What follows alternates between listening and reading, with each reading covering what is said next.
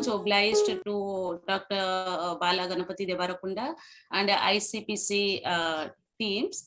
The points I covered in my presentation, today's presentations on philosophical counseling on Buddhist Triratna are: what is the basic idea of choosing this topic, and what is philosophical counseling in literal sense, and what is its requirement.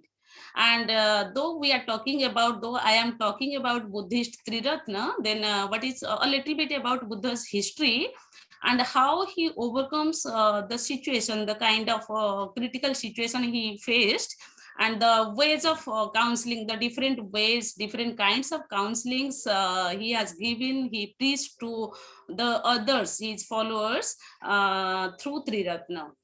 That is the basic idea, and that is the basic points I covered in my presentation.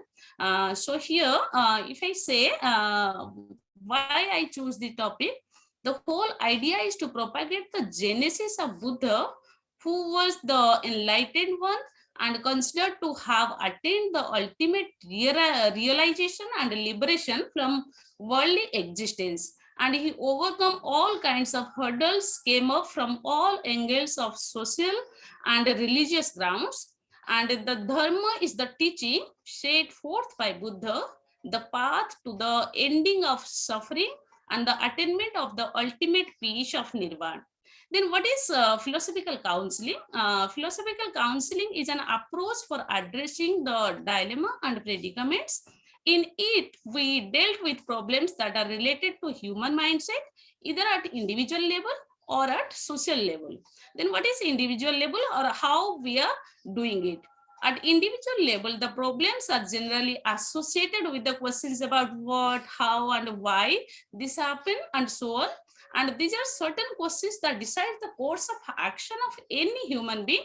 And at social level, the problems are related to society, the same kind of situations we handle in a broader area. Then the role of the counselor here is to lead a philosophical self-examination and to help the counselor to develop their philosophical understanding of themselves and their world, and empower them to deal with their problems and lives in their own way. Then what is its requirement? Philosophical counseling is required when there is a problem in practical life. Then if I look at the basic history of Gautam Buddha, then we can say, as a nation grows, it is bound to review its past to see what part of its legacy is relevant for growth. Not only simply physical growth, but I am talking about intellectual growth. Then Indian history is not just an endless story of the rise and fall of empires without any institutional and cultural growth. The system of education, which had been gradually developed in the earlier period, continued during this period with much change. Then if I am talking about the history of Gautam Buddha, we all know the life and basic teachings of Prince Siddharth, or we can name known him as Gautam Buddha, who was born in a royal family, and how he faced under which kinds of situations the sides changed, influenced his life. And after all, he was decided to to renounce the worldly life too early. As an ascetic, he was restless in search of the real source of all kinds of sufferings, all kinds of pains, and of the path or means of cessation from these sufferings. He sought answers to his questions from many learned scholars and religious teachers of his time, and nothing was satisfied him. He practiced great austerities, went through intense meditations with an iron will and a mind free from all disturbing thoughts and passions. And the message of his enlightenment laid the foundation of both the Buddhist religion as well as philosophy.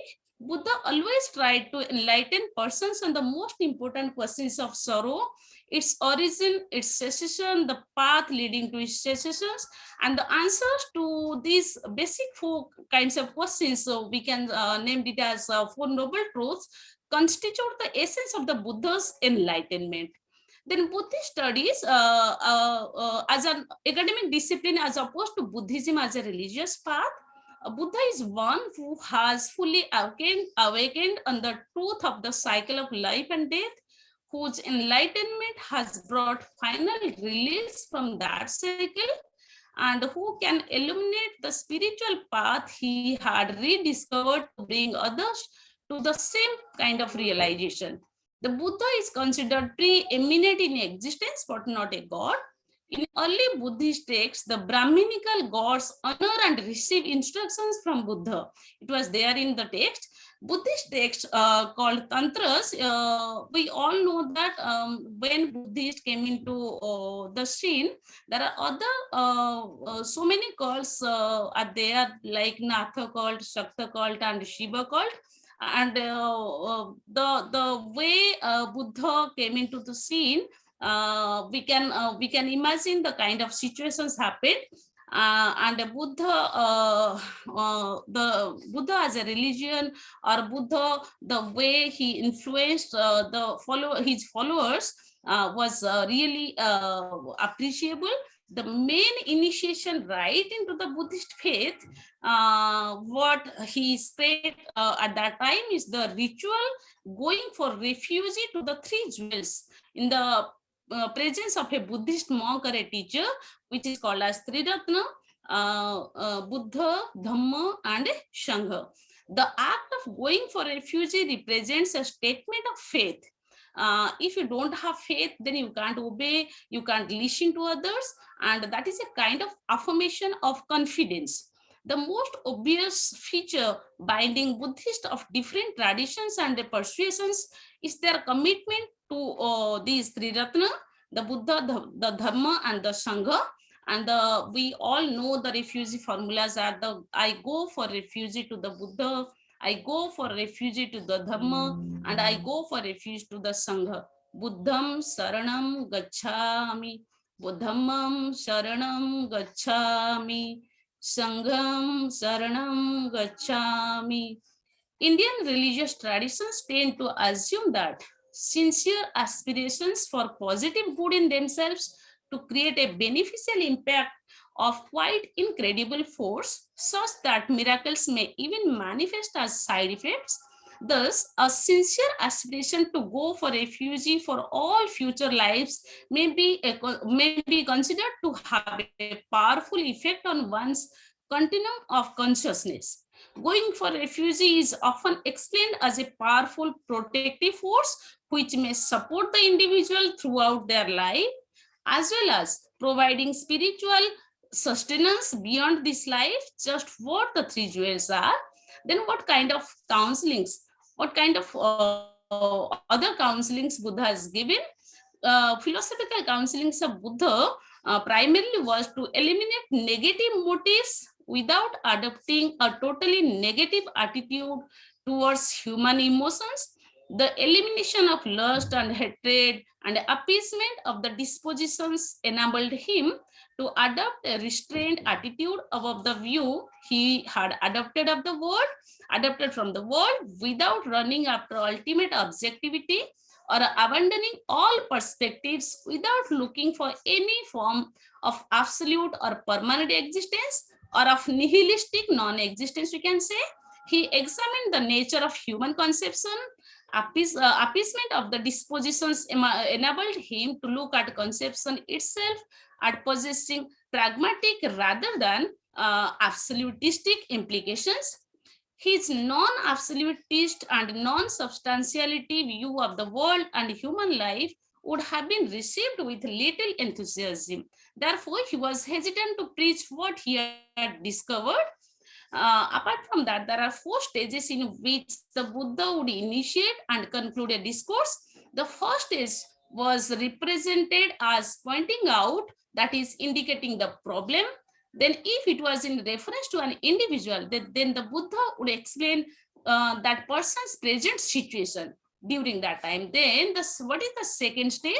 Buddha would attempt to create some agitation by emphasizing the non-substantiality of the individual event, thing, or phenomena. Then during the third stage, the agitation is immediately appeased by pointing to a way out of the problem.